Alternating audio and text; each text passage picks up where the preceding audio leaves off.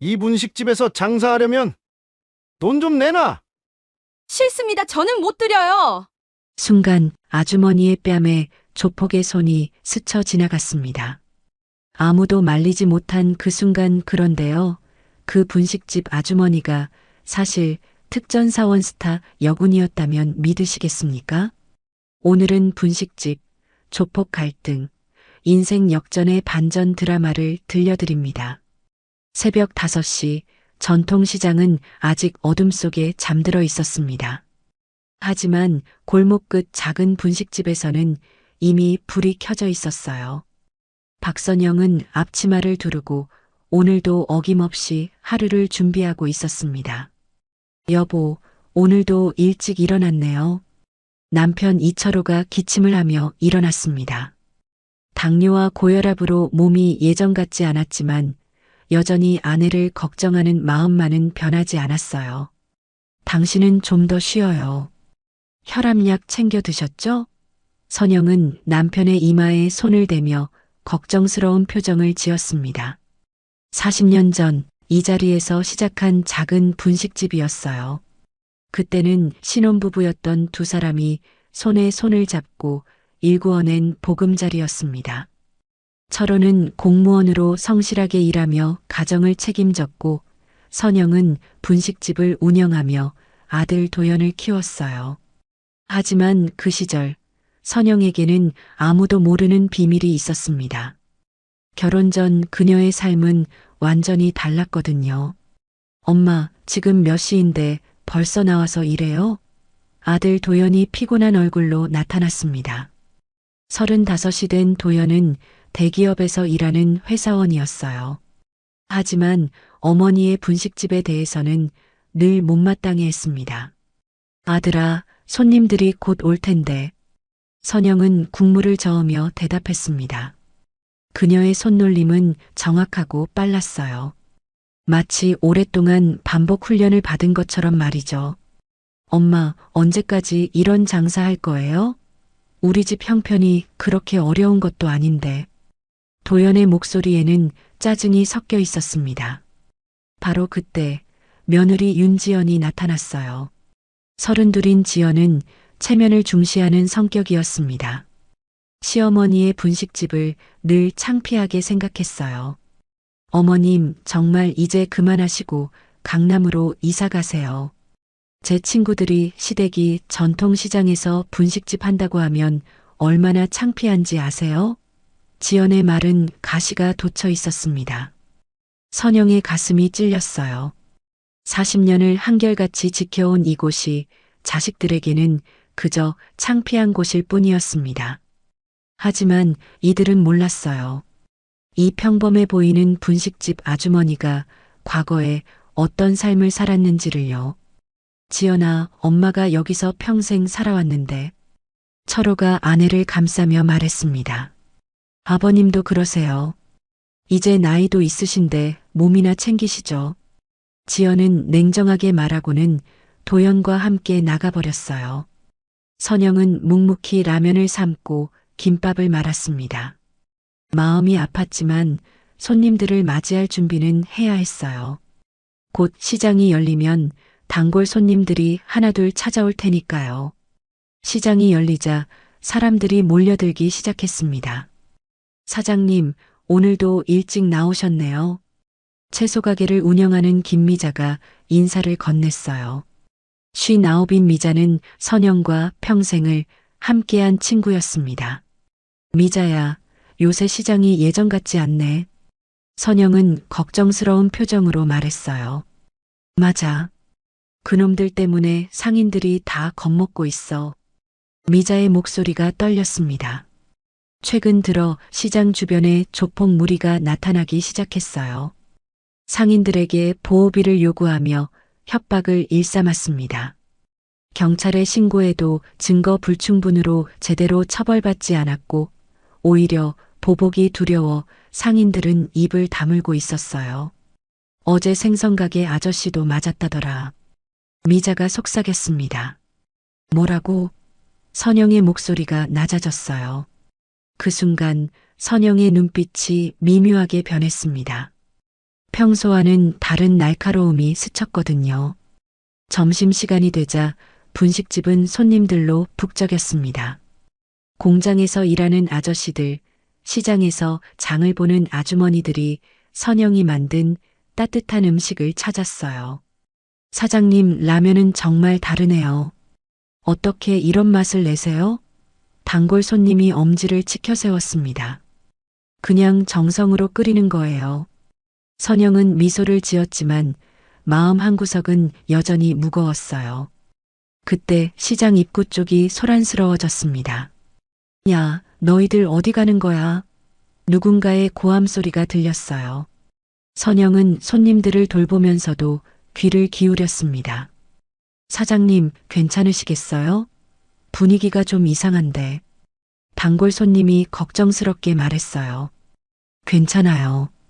드시던 거 드세요. 선영은 차분하게 대답했지만 내심 불안했습니다.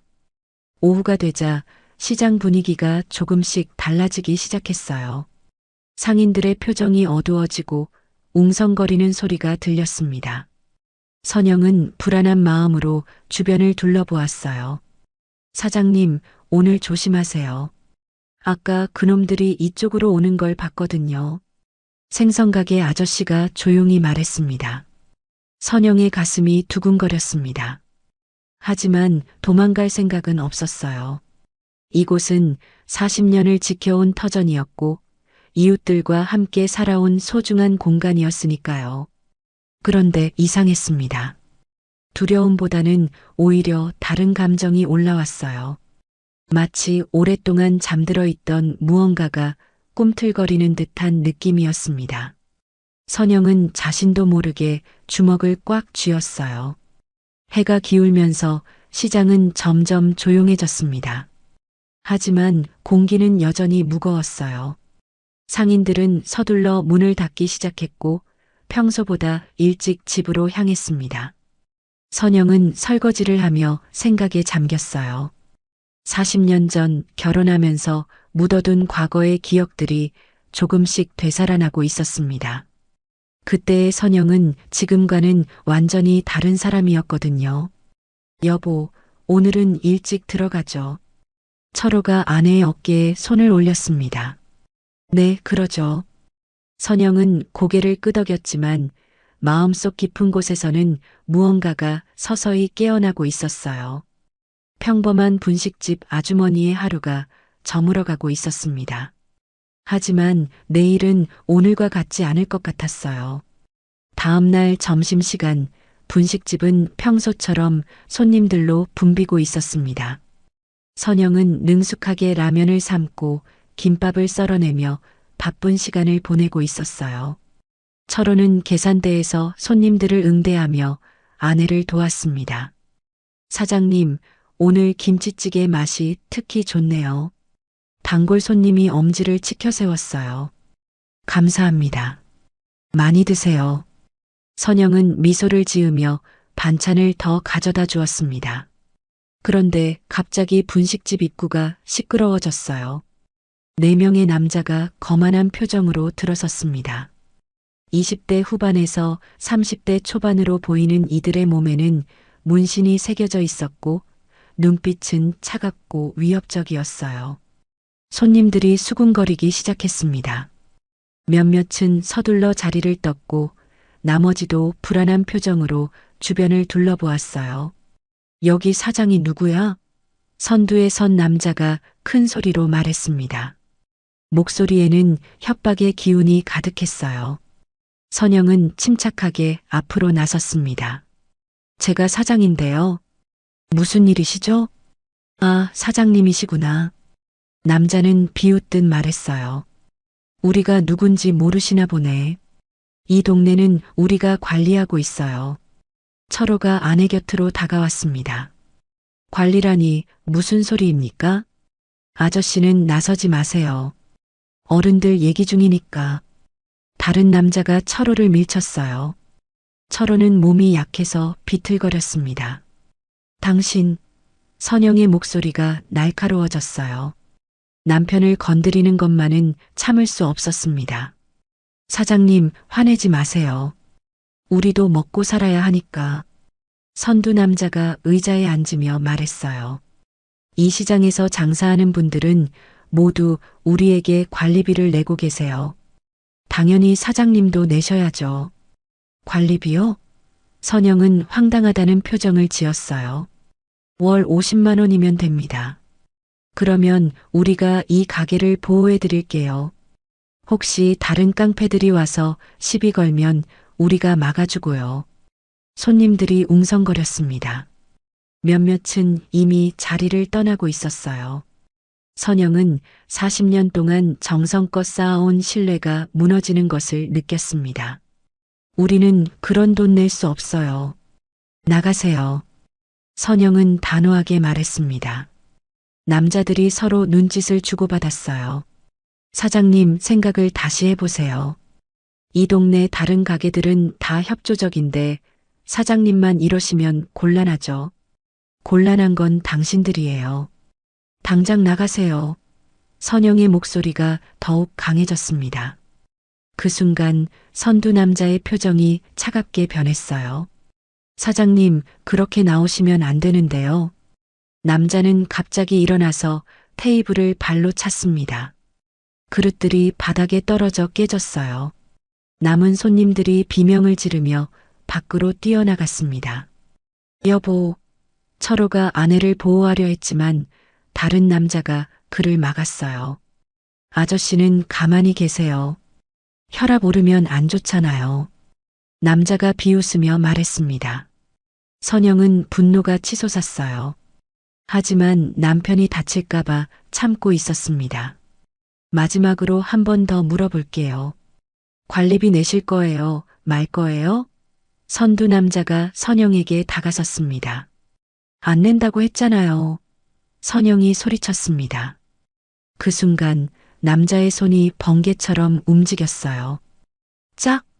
선영의 왼쪽 뺨에 따기가 날아들었습니다. 나이 62의 분식집 아주머니가 젊은 남자에게 맞는 모습을 본 철호는 분노로 몸을 떨었어요. 당신들이 어떻게... 철호가 달려들려 했지만 몸이 따라주지 않았습니다. 선영은 뺨을 감싸며 땅을 내려다보았어요. 40년 만에 처음 맞는 딱이었습니다.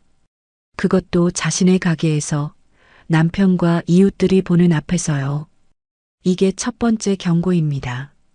다음에 또 안 낸다고 하면 이런 일로 끝나지 않아요.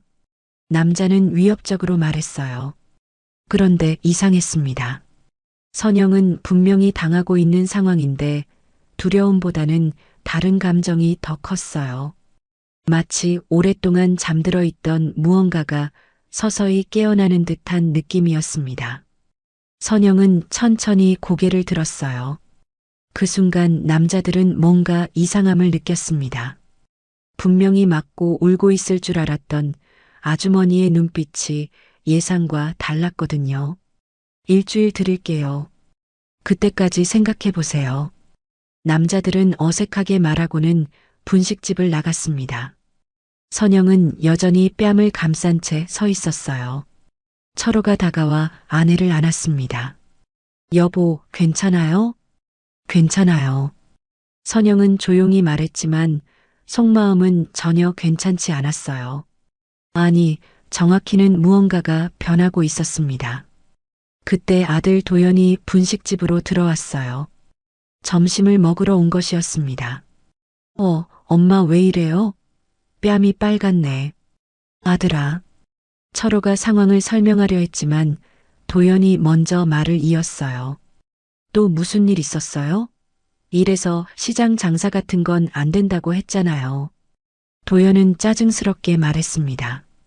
엄마, 이제 정말 그만하세요. 이런 일 당하면서까지 왜 여기 있으려고 해요? 선영의 가슴이 또 한 번 찔렸어요. 조폭들에게 맞은 것보다 아들의 말이 더 아팠습니다. 도연아, 내 엄마가 지금 힘든데. 철호가 아들을 나무랐어요.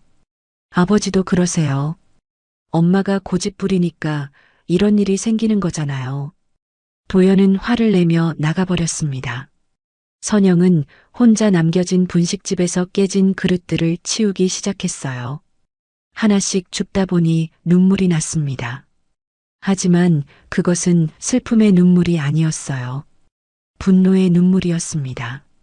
그 순간 선영의 마음속 깊은 곳에서 무언가가 꿈틀거렸어요. 40년 전 결혼과 함께 봉인했던 기억들이 조금씩 떠오르기 시작했습니다. 여보, 우리 정말 어떻게 해야 할까요? 철호가 걱정스럽게 물었어요. 선영은 깨진 그릇 조각을 쥐며 말했습니다. 모르겠어요. 하지만 이렇게 당하고만 있을 수는 없어요. 그녀의 목소리에는 평소와 다른 단단함이 들어 있었어요. 마치 오랫동안 잠들어 있던 무언가가 깨어나고 있는 것 같았습니다. 그날 밤 선영은 잠을 이룰 수 없었습니다. 뺨이 아직도 얼얼했고 마음은 더욱 복잡했어요. 철호는 혈압약을 먹고 일찍 잠들었지만 선영은 침대에서 일어나 거실로 나왔습니다. 40년. 선영은 중얼거리며 오래된 장롱 앞에 섰어요. 맨 아래 서랍에는 오랫동안 열어보지 않았던 상자가 들어 있었습니다. 먼지가 쌓인 상자를 꺼내며 선영의 손이 떨렸어요. 상자를 열자 과거의 흔적들이 고스란히 나타났습니다. 색바랜 사진 한 장이 맨 위에 있었어요. 젊은 시절의 선영이 군복을 입고 당당하게 서 있는 모습이었습니다. 어깨에는 별 하나가 선명하게 빛나고 있었어요. 준장 선영은 자신의 계급을 읽으며 감회에 젖었습니다. 박선영 준장여군 최초의 특전사 출신 장군이었던 그녀의 진짜 이름이었어요. 25살의 특전사에 입대해서 온갖 위험한 임무를 수행했습니다. 인질 구출 작전, 해외 파병, 대테러 작전까지 남자들도 함부로 할 수 없는 일들을 해냈던 전설적인 여군이었어요. 사진 밑에는 군번줄이 있었습니다. 아직도 외우고 있는 군번이었어요. 그리고 각종 훈장들이 작은 상자에 정리되어 있었습니다. 충무무 공훈장, 보국훈장, 화랑무 공훈장까지 나라를 위해 목숨을 걸고 싸운 증표들이었습니다. 내가 왜 이걸 꺼냈을까? 선영은 훈장을 만지며 생각에 잠겼어요. 하지만 답은 명확했습니다. 오늘 당한 굴욕이 그녀 안에 잠들어 있던 군인 박선영을 깨운 것이었어요. 다음 날 아침 선영은 평소보다 일찍 시장으로 나왔습니다. 하지만 마음가짐이 완전히 달라져 있었어요. 걸음걸이부터 다른 사람 같았습니다. 어깨를 펴고 당당하게 걸어가는 모습은 군인의 그것이었어요. 선영아, 어제 고생 많았지. 김미자가 걱정스럽게 다가왔습니다. 괜찮아요, 미자야. 선영의 목소리에는 어제와 다른 단단함이 있었어요. 시장을 둘러보니 상인들의 표정이 모두 어두웠습니다. 어제 분식집에서 벌어진 일이 금세 퍼진 모양이었어요. 모두가 자신의 차례를 기다리며 불안해하고 있었습니다. 점심시간이 되자 손님이 눈에 띄게 줄어들었어요. 어제 일 때문에 사람들이 꺼리는 것 같았습니다. 선영은 속상했지만 포기할 생각은 없었어요. 사장님, 라면 하나 주세요. 낮은 목소리가 들렸습니다. 선영이 고개를 들자 60대 중반의 남자가 서 있었어요. 키가 크고 어깨가 넓은 그는 한눈에 봐도 군인 출신임을 알 수 있었습니다. 특히 그의 눈빛이 예사롭지 않았어요. 네, 잠깐만요. 선영은 라면을 끓이기 시작했습니다. 남자는 조용히 자리에 앉아 선영을 지켜보았어요. 그의 시선에는 궁금함과 확신이 동시에 들어 있었습니다. 사장님, 남자가 조심스럽게 입을 열었어요. 혹시 성함이 박선영이십니까? 선영의 손이 멈췄습니다. 40년 만에 누군가 그녀의 진짜 이름을 불렀거든요. 누구시죠? 선영은 경계심을 품고 물었습니다. 최상국입니다. 19사단 특전대대에서 함께 복무했던 남자가 말을 이었어요. 선영의 눈이 커졌습니다. 최상국, 그녀와 함께 수많은 작전을 수행했던 전우였어요. 그때는 중이었던 그가 지금은 머리가 하얗게 새어 있었습니다. 상국이? 정말 상국이야? 선영의 목소리가 떨렸어요. 네, 원스타 장군님. 최상국이 일어서서 경례를 붙였습니다. 뒤늦게나마 경례 올립니다. 그만해, 그만해. 선영은 당황해서 손을 저었어요. 여기서는 그냥 분식집 아줌마야. 최상국은 자리에 앉으며 쓸쓸하게 웃었어요. 전설의 박선영 준장님이 분식집을 하고 계시다니. 참 세월이 많이 흘렀네요. 당신은 뭐하고 있어? 선영이 라면을 내오며 물었습니다. 저는 작년에 대령으로 전역했어요. 지금은 이 근처에서 혼자 살고 있습니다. 최상국은 라면을 한 젓가락 집으며 말했어요. 그런데 어제 이상한 소문을 들었어요. 무슨 소문? 분식집 사장님이 조폭들에게 맞았다는 얘기 말이에요. 최상국의 표정이 심각해졌어요. 설마 했는데 정말 장군님이었다니. 선영은 아무 말 하지 않고 뺨을 만졌습니다. 아직도 약간 부어 있었어요. 준장님, 최상국이 진지하게 말했어요. 혹시 아직도 칼이 녹슬지 않았습니까? 선영은 그 말에 뭔가 전율을 느꼈어요. 칼이 녹슬지 않았는가는 특전사들 사이에서 쓰던 은어였습니다. 실력이 여전한가를 묻는 표현이었어요. 모르겠어. 너무 오래되어서. 선영은 조용히 대답했지만 마음속으로는 달랐어요.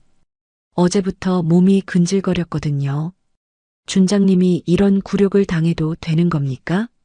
최상국의 목소리에 분노가 섞여 있었어요. 당신은 나라를 지킨 영웅이에요. 그런 분이 깡패들에게 맞고 있다니. 선영의 가슴이 뛰기 시작했습니다. 40년 동안 잊고 살았던 자부심이 되살아나고 있었어요.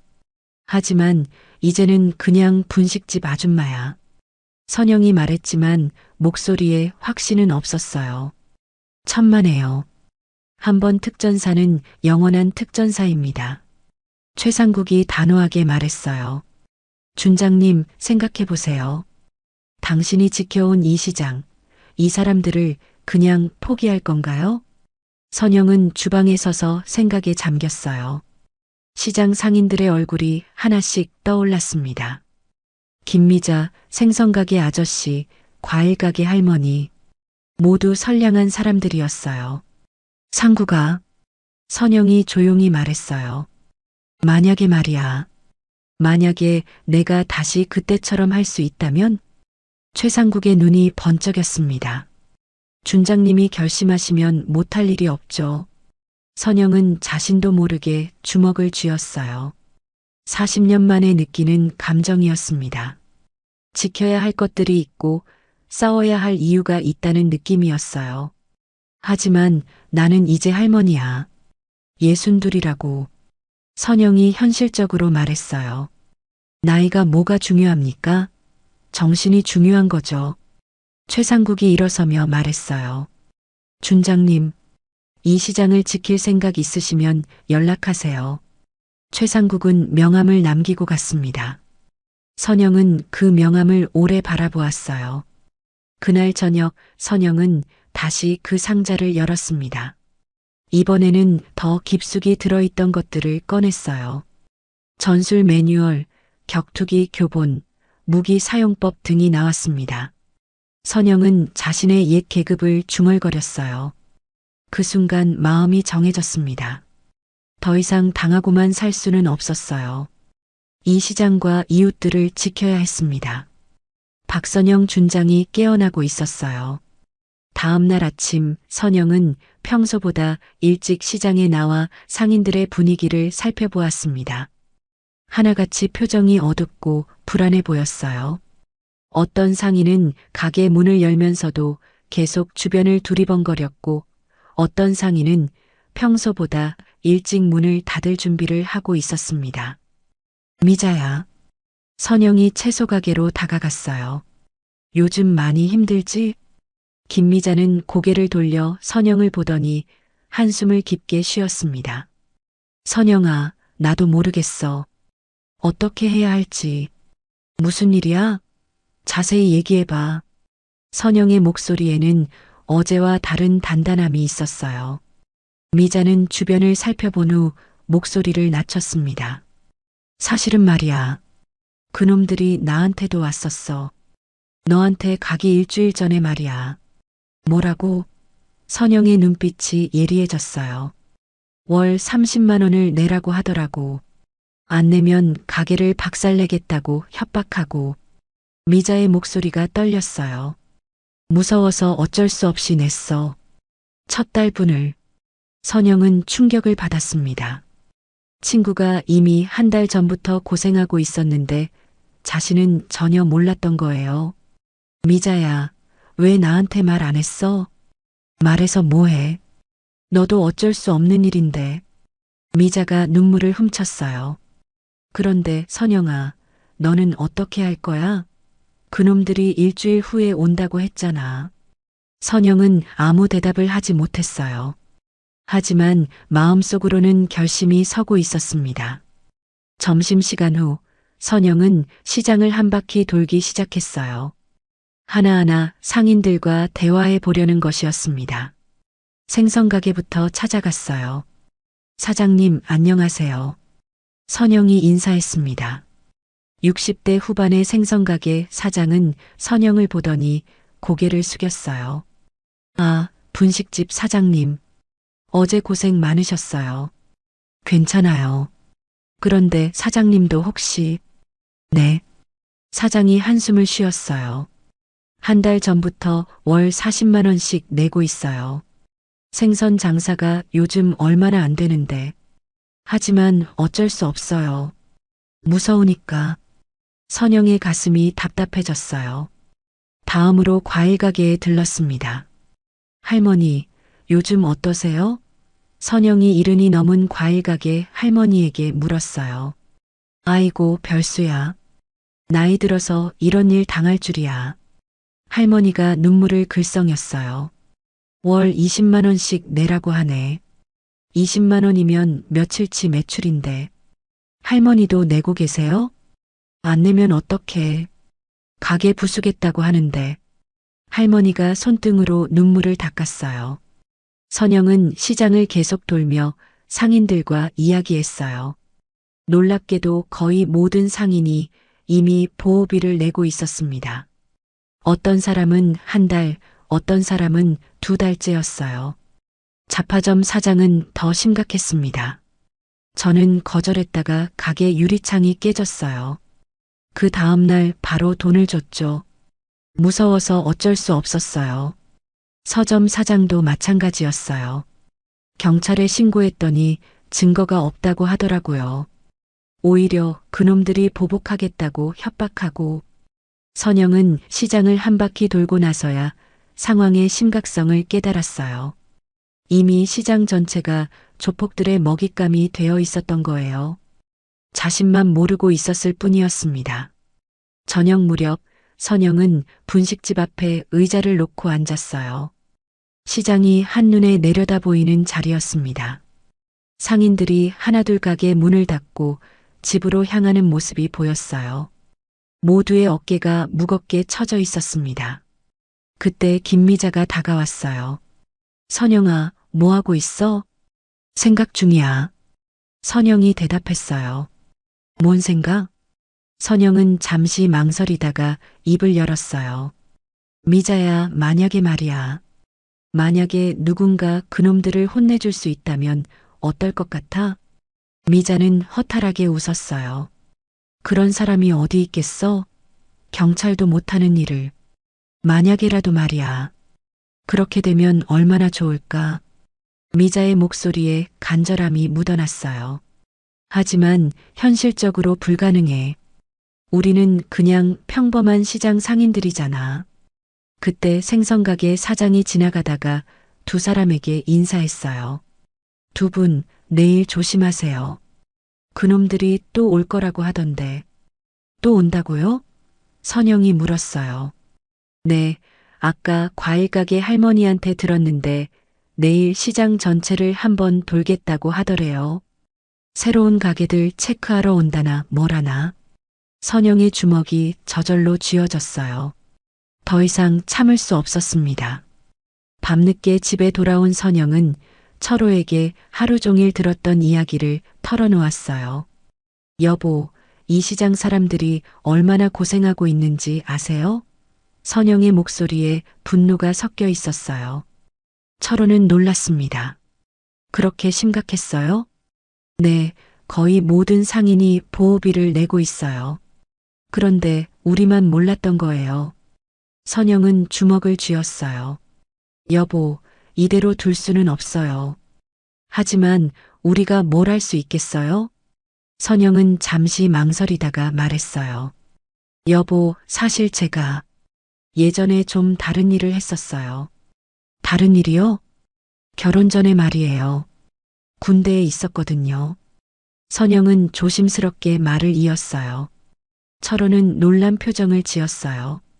결혼한 지 40년이 되도록 아내가 군대에 있었다는 얘기는 처음 듣는 것이었거든요. 그냥 군대가 아니라 좀 특별한 부대에 있었어요. 선영이 말했어요. 특별한 부대요? 선영은 더 이상 숨길 수 없다고 생각했어요. 특전사였어요. 그것도 여군으로는 처음으로 준장까지 했어요. 철호는 말문이 막혔어요. 자신이 40년 동안 함께 살아온 아내가 그런 대단한 사람이었다니. 여보, 철호가 떨리는 목소리로 말했어요. 미안해요. 지금까지 숨겨서. 선영이 고개를 숙였어요. 하지만 이제는 달라요. 더 이상 이 사람들이 고생하는 걸 볼 수 없어요. 선영은 일어서서 창밖을 바라보았어요. 시장이 보였습니다. 내일이면 또 그 악한 놈들이 와서 선량한 사람들을 괴롭힐 것이었어요. 여보, 제가 이 시장을 지키겠어요. 선영의 목소리는 결연했어요. 내가 여기 사람들을 지켜야 해요. 철호는 아내의 뒷모습을 보며 가슴이 벅찼어요. 40년 만에 알게 된 아내의 진짜 모습이었습니다. 그날 밤 선영은 다시 한번 상자를 열었어요. 이번에는 주저함이 없었습니다. 내일부터는 박선영 준장이 필요한 때였어요. 새벽 4시 선영은 조용히 침대에서 일어났습니다. 철호는 여전히 깊은 잠에 빠져 있었어요. 선영은 발소리를 내지 않고 지하 창고로 내려갔습니다. 지하 창고 한켠에는 오래전부터 쌓여있던 박스들이 있었어요. 선영은 그 중 하나를 열었습니다. 안에는 결혼 후 한 번도 꺼내지 않았던 것들이 들어있었어요. 낡은 전술조끼, 군화, 벨트, 장갑. 모든 것이 40년 전 그대로였습니다. 선영은 하나씩 꺼내며 손으로 만져보았어요. 기억이 생생하게 되살아났습니다. 이제 진짜 시작이야. 선영은 중얼거렸어요. 먼저 몸을 풀어야 했습니다. 선영은 지하 창고에서 조용히 스트레칭을 시작했어요. 40년 동안 분식집 일만 하던 몸이었지만 기본기는 여전히 남아 있었습니다. 팔굽혀펴기부터 시작했어요. 처음에는 10개도 힘들었지만 점점 몸이 기억을 되찾아갔습니다. 1, 2, 3, 20, 30, 50개까지 할 수 있었어요. 다음은 윗몸 일으키기였습니다. 복근에 힘을 주며 천천히 몸을 일으켰어요. 예전 같지는 않았지만 아직 근육이 살아있음을 느꼈습니다. 그 다음은 격투 자세를 취해보았어요. 주먹을 쥐고 기본 스탠스를 잡았습니다. 후 소리와 함께 빠르게 주먹을 뻗었어요. 동작이 아직도 정확했습니다. 아직 늦지 않았어. 선영은 자신감을 얻었어요. 이어서 발차기 연습을 시작했습니다. 앞차기, 옆차기, 돌려차기. 처음에는 균형을 잡기 힘들었지만 반복할수록 몸이 기억해냈어요. 특전사 시절 수없이 연습했던 동작들이었습니다. 여보, 갑자기 위에서 철호의 목소리가 들렸어요. 선영은 깜짝 놀라 동작을 멈췄습니다. 여기 있어요. 철호가 지하 창고로 내려왔어요. 아내의 모습을 보고 눈이 커졌습니다. 운동복을 입은 선영의 자세가 평소와 완전히 달랐거든요. 여보, 뭐 하고 있어요? 운동이요. 선영은 당황해하며 대답했어요. 철호는 아내 주변에 널어져 있는 군용품들을 보았습니다. 그제야 어젯밤 들었던 이야기가 현실로 다가왔어요. 여보, 정말 군인이었어요? 선영은 고개를 끄덕였어요. 네, 그것도 꽤 높은 계급까지 했어요.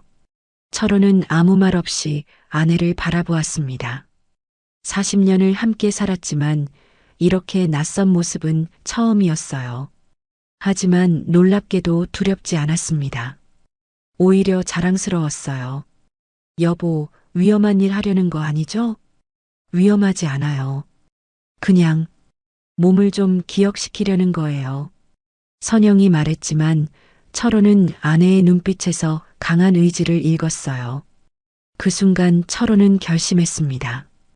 여보, 제가 도울 일 있으면 말해요. 당신은 건강만 챙기세요. 그게 제일 큰 도움이에요. 선영이 남편의 손을 잡았어요. 철호가 다시 위로 올라가자 선영은 본격적으로 훈련을 재개했습니다. 이번에는 기억을 되살리는 시간이었어요. 눈을 감고 과거를 떠올렸습니다. 25살 특전사에 입대했을 때의 기억부터 시작했어요.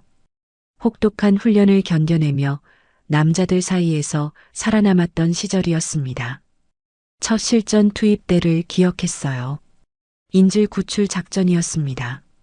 무장 괴한들이 은행을 점거하고 시민들을 인질로 잡았던 사건이었어요. 선영은 팀의 일원으로 투입되어 완벽하게 임무를 수행했습니다. 해외 파병 때의 기억도 떠올랐어요. 중동 지역에서 벌어진 대테러 작전에 참여했을 때였습니다. 생과 사의 갈림길에서 동료들과 함께 임무를 완수했던 순간들이었어요. 내가 그때 그렇게 강했었지. 선영은 자신을 되돌아보며 중얼거렸어요. 하지만 가장 생생한 기억은 준장 진급식이었습니다. 여군 최초의 특전사 준장이 되던 날이었어요. 어깨에 별 하나가 달리던 그 순간의 자부심을 지금도 기억했습니다. 별 하나? 선영은 어깨를 만지며 말했어요. 그때 지하창고 구석에서 뭔가 반짝이는 것을 발견했습니다. 가까이 가보니 오래된 거울이었어요. 선영은 거울 앞에 섰습니다. 거울 속에 자신을 보며 놀랐어요. 분명히 62살의 분식집 아주머니인데 눈빛만큼은 젊은 시절의 그것과 똑같았습니다. 강하고 단호한 눈빛이었어요. 아직 늦지 않았어. 선영은 거울 속의 자신에게 말했어요. 운동을 마치고 샤워를 한 선영은 평소와 다른 기분이었습니다. 몸이 가벼워진 것 같았어요. 40년 동안 잠들어 있던 무언가가 깨어나고 있었습니다. 아침 식사를 준비하면서도 선영의 동작은 달랐어요. 더욱 정확하고 빨라졌습니다. 칼질 하나도 예전과 달랐어요. 여보, 오늘 뭔가 다르네요. 철호가 말했어요. 뭐가요? 모르겠어요. 그냥 달라 보여요. 선영은 미소를 지었어요. 자신도 느끼고 있었으니까요. 시장에 나가는 길, 선영은 어깨를 펴고 당당하게 걸었습니다. 걸음걸이부터 달랐어요. 상인들이 인사를 건넬 때마다 선영의 대답도 힘이 있었습니다. 사장님, 오늘 기분이 좋아 보이세요. 김미자가 말했어요. 그래요? 운동을 좀 해서 그런가 봐요. 선영이 대답했어요. 점심시간이 되었습니다. 어제와 똑같이 손님들이 찾아왔어요. 하지만 선영의 마음가짐은 완전히 달랐습니다. 사장님, 라면 하나 주세요. 네, 금방 해드릴게요. 라면을 끓이면서도 선영은 주변을 경계하고 있었어요. 언제 그놈들이 나타날지 모르니까요. 하지만 두렵지 않았습니다. 오히려 기다려지기까지 했어요. 오후가 되자 시장에 긴장감이 돌기 시작했습니다. 상인들이 불안해하는 것이 느껴졌어요. 아마 조폭들이 오늘 나타날 거라는 소문 때문일 것이었습니다. 선영은 분식집 앞에 서서 시장 전체를 살펴보았어요. 마치 작전 지역을 정찰하는 군인처럼 말이죠. 이제 준비됐어. 선영은 속으로 중얼거렸어요. 별하나 박선영 준장이 완전히 깨어났습니다. 오후 3시 선영이 예상했던 그 순간이 찾아왔습니다. 시장 입구에 검은색 승용차 한 대가 멈춰 섰어요. 차에서 4명의 남자가 내렸습니다. 일주일 전 분식집에서 선영의 뺨을 때렸던 바로 그놈들이었어요. 상인들이 웅성거리기 시작했습니다. 몇몇은 급히 가게 문을 닫았고 어떤 이는 뒷문으로 도망가기도 했어요. 평소 활기차던 시장이 순식간에 얼어붙었습니다. 저기 온다. 김미자가 떨리는 목소리로 선영에게 속삭였어요. 선영은 침착하게 고개를 끄덕였습니다. 미자야, 당신은 가게 안으로 들어가 있어. 선영아, 너도 피해. 괜히 맞지 마. 미자가 걱정스럽게 말했어요. 괜찮아. 들어가. 선영의 목소리는 평소와 달리 단호했어요. 조폭들이 시장 안으로 들어오기 시작했습니다.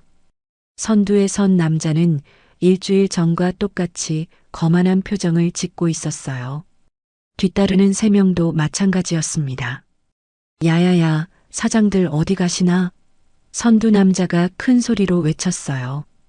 우리 왔는데 인사도 안 하시고? 상인들은 가게 안에 숨어서 상황을 지켜보고 있었습니다.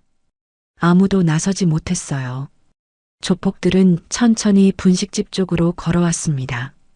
선영은 앞치마를 두른 채 가게 앞에 서 있었어요. 하지만 일주일 전과는 완전히 다른 모습이었습니다.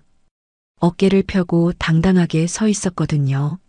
오, 우리 분식집 사장님. 선두 남자가 비웃으며 말했어요. 일주일 동안 잘 생각해 보셨어요? 선영은 아무 대답을 하지 않고 남자들을 바라보았습니다. 그녀의 눈빛이 예사롭지 않았어요. 야, 말하라니까? 다른 남자가 짜증스럽게 말했어요. 그 순간 선영이 입을 열었습니다. 생각해 봤어요. 그래요? 그럼 결론이 뭐예요? 선두 남자가 기대하는 표정을 지었어요. 결론은 선영이 잠시 멈췄다가 말을 이었어요. 절대 안 낸다는 거예요. 남자들의 표정이 순식간에 변했습니다. 예상과 다른 대답이었거든요. 뭐라고? 사장님, 일주일 전에 뭘 당했는지 벌써 잊었어요? 선두 남자가 위협적으로 다가왔어요. 안 잊었어요. 오히려 더 확실해졌죠. 선영의 목소리에는 두려움이 전혀 없었어요. 이 할망구가 정말. 남자가 화를 내며 테이블에 손을 올렸어요. 그럼 오늘은 가게를 박살내야겠네. 남자는 테이블을 뒤집으려 했습니다. 하지만 그 순간 선영의 손이 번개처럼 움직였어요. 아, 남자가 비명을 질렀습니다. 선영이 남자의 손목을 잡고 비튼 것이었어요. 특전사 시절 배운 관절기였습니다. 뭐야? 다른 남자들이 당황했어요. 선영은 남자의 손목을 더 세게 비틀었습니다. 아프죠? 이게 바로 내 대답이에요. 야, 이 할망구가. 다른 남자가 선영에게 달려들었어요. 하지만 선영은 이미 준비하고 있었습니다. 첫 번째 남자의 손목을 놓으면서 동시에 몸을 돌려 두 번째 남자의 공격을 피했어요. 그리고 즉시 반격했습니다. 후 소리와 함께 정확한 주먹이 남자의 명치에 박혔어요. 으악! 남자가 바닥에 쓰러졌습니다. 나머지 2명이 동시에 달려들었어요. 하지만 선영은 당황하지 않았습니다. 40년 전 몸에 밴 반사신경이 되살아났거든요. 왼쪽에서 오는 주먹을 막으면서 동시에 오른발로 상대의 정강이를 찼어요. 그리고 재빠르게 돌아서서 뒤에서 오는 상대의 팔을 잡아 뒤로 젖혔습니다. 아, 두 명이 동시에 바닥에 굴러떨어졌어요. 처음 손목을 잡혔던 남자가 다시 일어나려 했지만 선영이 그보다 빨랐어요. 남자의 어깨를 눌러 다시 바닥에 넘어뜨렸습니다. 이게 뭔 일이야? 남자가 당황해서 소리쳤어요. 선영은 숨도 거칠지 않은 채 네 명을 내려다보았습니다. 이게 바로 내 실력이에요. 이제 알겠어요? 주변에 숨어 있던 상인들이 하나둘 나와서 상황을 지켜보기 시작했어요. 모두 믿을 수 없다는 표정을 짓고 있었습니다. 사장님이 저렇게 강했어? 세상에, 네 명을 혼자 다 넘어뜨렸네. 남자들이 일어나서 서로 얼굴을 바라봤어요. 완전히 예상 밖의 상황이었습니다. 야, 너 뭐야? 무술이라도 배웠어? 선두 남자가 어이없다는 표정으로 물었어요. 배웠죠. 그것도 아주 제대로. 선영이 차분하게 대답했어요. 남자들은 서로 눈짓을 주고받더니 뒤로 물러섰어요. 네 명이 달려들어도 이길 자신이 없었거든요. 할망구, 오늘은 운이 좋았어. 다음에는 더 많이 데리고 올 거야. 선두 남자가 허세를 부리며 소리쳤어요. 더 데리고 와도 마찬가지예요. 선영이 단호하게 말했어요. 그리고 다시는 이 시장에서 상인들을 괴롭히지 마세요. 뭐라고? 내가 뭔데 우리한테 명령해? 이 시장을 지키는 사람이에요. 선영의 목소리에 강한 신념이 담겨 있었어요. 남자들은 더 이상 말대꾸하지 못하고 분식집을 나갔어요. 하지만 나가면서 계속 뒤를 돌아보며 위협적인 눈빛을 보냈습니다. 차에 타면서 선두 남자가 창문을 열고 소리쳤어요. 기다려, 할망구. 이걸로 끝이 아니야. 차가 떠나고 나자 상인들이 하나둘 분식집으로 모여들었어요. 사장님, 정말 대단해요. 생선가게 아저씨가 박수를 쳤어요. 어떻게 그렇게 강하세요? 과일가게 할머니가 신기해했어요. 김미자는 선영을 끌어안으며 울었어요. 선영아, 고마워. 정말 고마워. 하지만 선영의 마음은 복잡했어요. 이것은 시작에 불과했거든요. 조폭들이 더 많은 사람을 데리고 올 것이 분명했습니다. 그때 철호가 뛰어왔어요. 여보, 괜찮아요? 소리가 들려서 괜찮아요. 선영이 남편의 손을 잡았어요. 철호는 아내를 보며 가슴이 벅찼어요. 이제야 어젯밤 고백한 과거가 현실로 느껴졌거든요. 여보, 정말 대단해요. 철호가 자랑스럽게 말했어요. 하지만 선영은 걱정이 더 컸어요. 진짜 싸움은 이제부터 시작이었으니까요. 사흘 후 선영의 예상이 현실이 되었습니다. 이번에는 검은색 승용차 세대가 시장 입구에 멈춰 섰어요. 차에서 내린 사람들을 보고 상인들이 경악했습니다. 12명의 조폭들이 우르르 몰려 나온 것이었어요. 맨 앞에는 50대 후반으로 보이는 남자가 서 있었습니다. 흰머리에 날카로운 눈빛을 가진 그는 다른 조폭들과는 급이 달라 보였어요. 바로 이 조직의 두목이었습니다. 사장님, 저기 봐요. 김미자가 떨리는 목소리로 선영에게 말했어요. 선영은 분식집 앞에서 상황을 지켜보고 있었습니다. 예상했던 일이었지만 이렇게 많은 사람이 올 줄은 몰랐어요. 하지만 두렵지는 않았습니다. 여보, 위험해요. 경찰을 불러야죠. 철호가 걱정스럽게 말했어요. 경찰이 와도 소용없어요. 증거가 없으면 그냥 보내줄 거예요. 선영이 침착하게 대답했어요. 조폭들이 시장 안으로 들어오기 시작했습니다. 상인들은 모두 가게 안으로 숨었어요. 시장이 순식간에 조용해졌습니다. 아, 분식집 할망구 어디 있어? 두목이 큰 소리로 외쳤어요. 선영은 앞치마를 벗으며 천천히 앞으로 나왔습니다. 이번에는 평상복이 아닌 운동복을 입고 있었어요. 싸울 준비를 하고 온 것이었습니다. 여기 있어요. 선영이 당당하게 말했어요. 두목은 선영을 위아래로 훑어보더니 비웃었어요. 이게 우리 애들을 혼낸 할망구구나. 별거 아니네. 그렇게 생각하세요? 선영이 차분하게 물었어요. 당연하지. 너 같은 늙은이가 우리를 어쩔 수 있을 것 같아? 두목이 손가락으로 선영을 가리키며 말했어요. 그 순간 뒤에서 낮은 목소리가 들렸습니다. 두목님, 함부로 판단하시면 안 됩니다. 모두가 돌아보니 최상국이 나타났어요. 그는 선영 옆에 서서 조폭들을 똑바로 바라보았습니다. 너는 또 뭐야?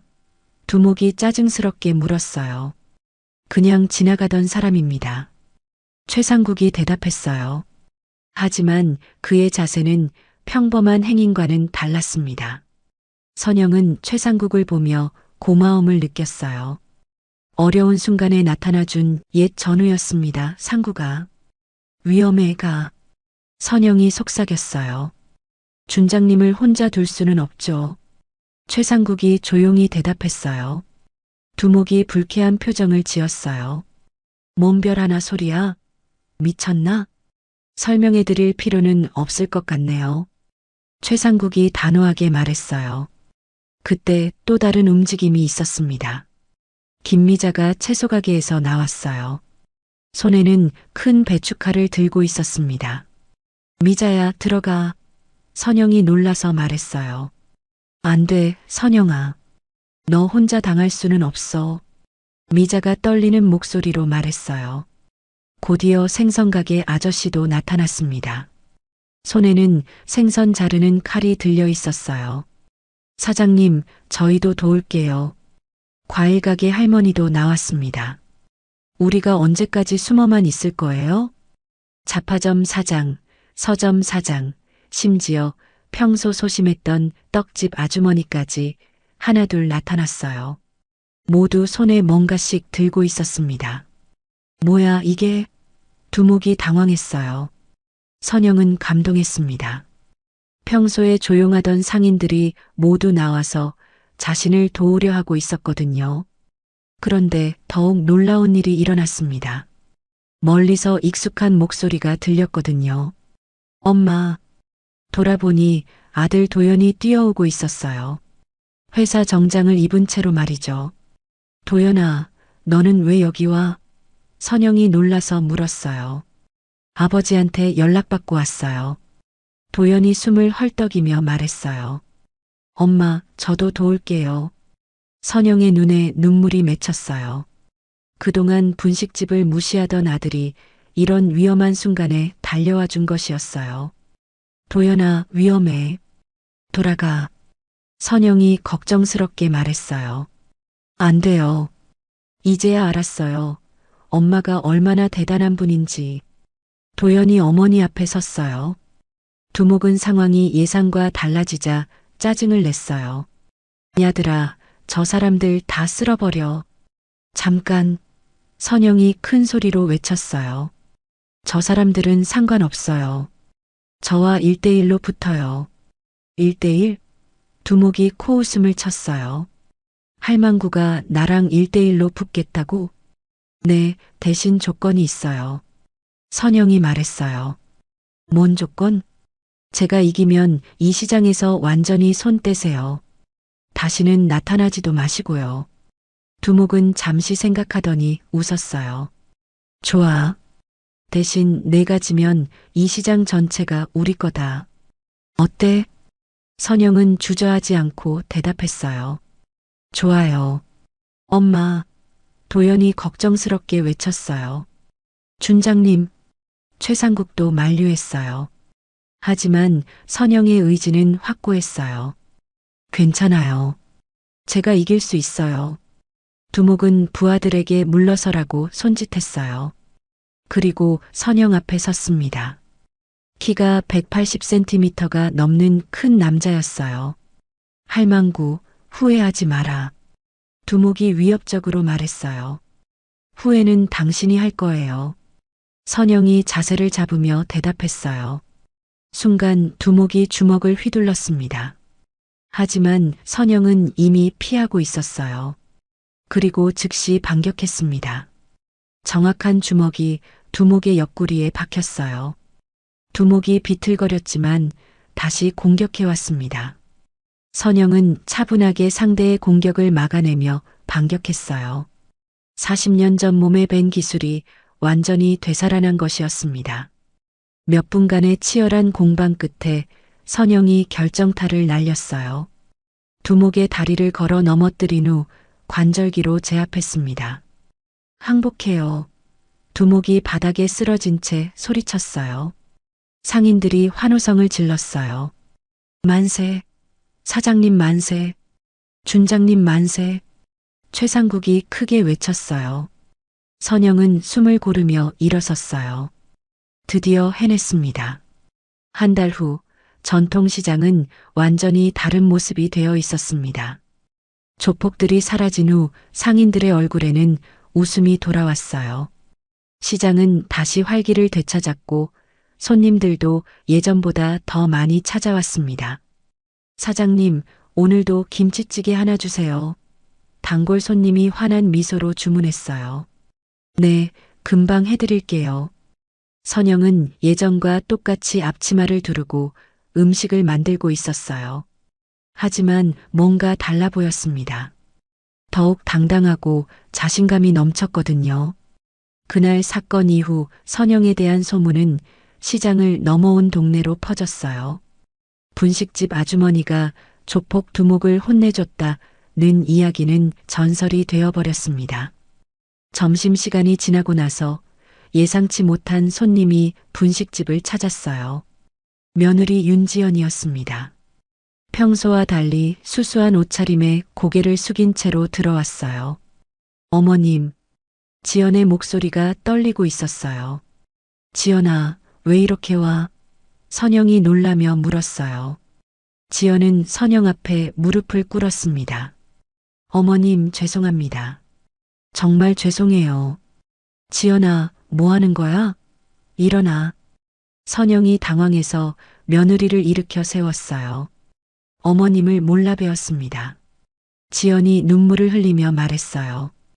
어머님이 이렇게 대단한 분이신 줄도 모르고 계속 무시하고 창피하게 여겼어요. 지연은 도연에게서 어머니의 진짜 모습을 들었던 것이었어요. 분식집 아주머니가 아니라 나라를 지킨 영웅이었다는 사실을 알고 충격을 받았습니다. 지연아, 과거는 과거야. 이제 나는 그냥 분식집 아줌마라고. 선영이 며느리의 손을 잡았어요. 아니에요, 어머님. 어머님은 영웅이세요. 지연이 고개를 저었어요. 앞으로는 제가 이 분식집을 도울게요. 제가 직접 와서 일을 배우겠어요. 선영은 깜짝 놀랐어요. 그동안 분식집을 부끄러워하던 며느리가 일을 배우겠다고 하다니.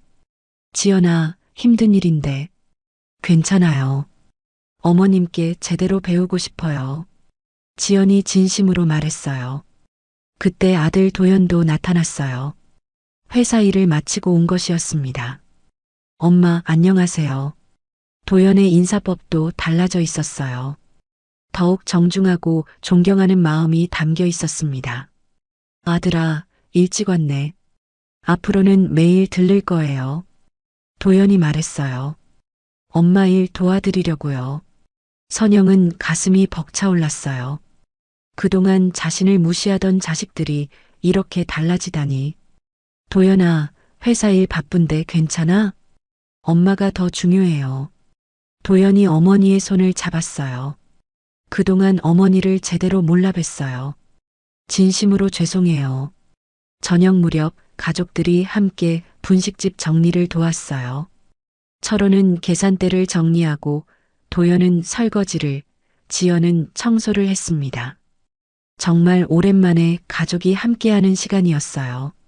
여보, 병원에서 검사 결과 나왔어요. 철호가 말했어요. 어떻게 나왔어? 당뇨도 혈압도 많이 좋아졌대요.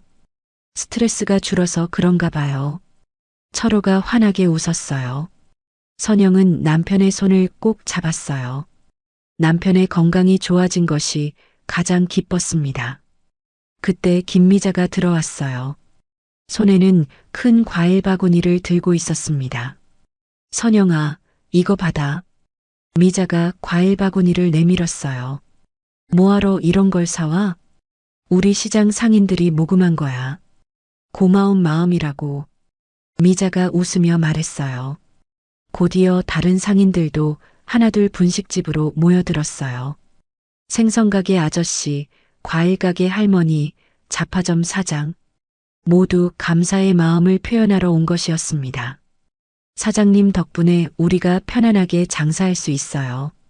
정말 고맙습니다. 사장님은 우리의 영웅이에요. 선영은 눈물이 날 것 같았어요. 이웃들의 진심 어린 감사 인사가 너무 고마웠습니다. 다들 고마워요. 하지만 나는 그냥 당연한 일을 했을 뿐이에요. 선영이 겸손하게 말했어요.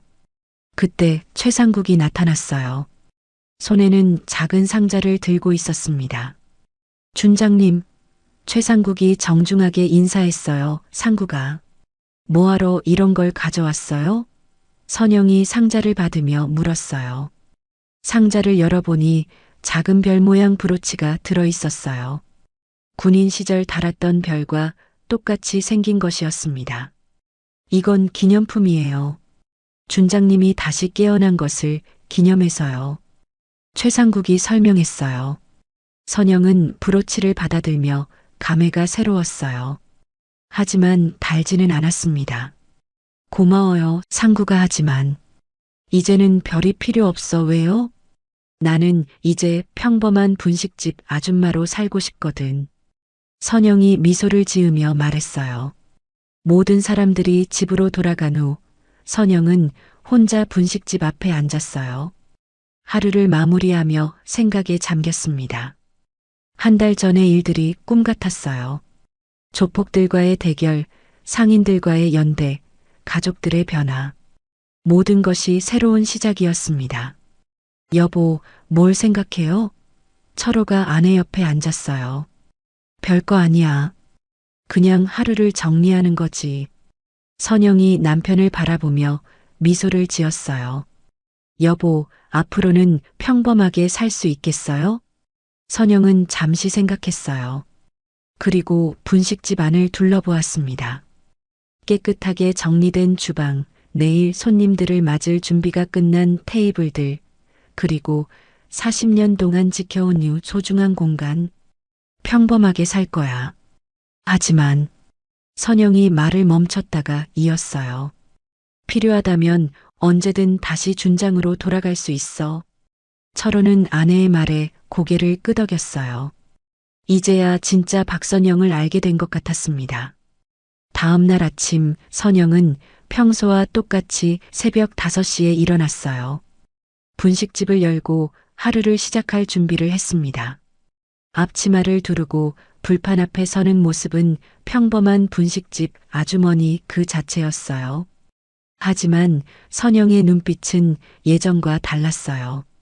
더욱 단단하고 자신감이 넘쳤습니다. 그리고 가슴 깊은 곳에는 언제든 깨어날 수 있는 별 하나가 조용히 잠들어 있었어요. 오늘도 힘내자. 선영은 속으로 중얼거리며 첫 손님을 맞을 준비를 했습니다. 박선영, 평범한 분식집 아주머니이면서 동시에 영원한 별 하나였습니다. 오늘도 함께 해주셔서 감사합니다. 달빛 인생 사연은 가족 이야기, 노후 드라마, 감동 오디오북을 통해 여러분의 마음에 작은 위로와 공감을 전하고 있습니다. 앞으로도 더 많은 인생 사연과 감동 이야기를 함께 하시려면 구독과 좋아요, 알림 설정 꼭 부탁드립니다.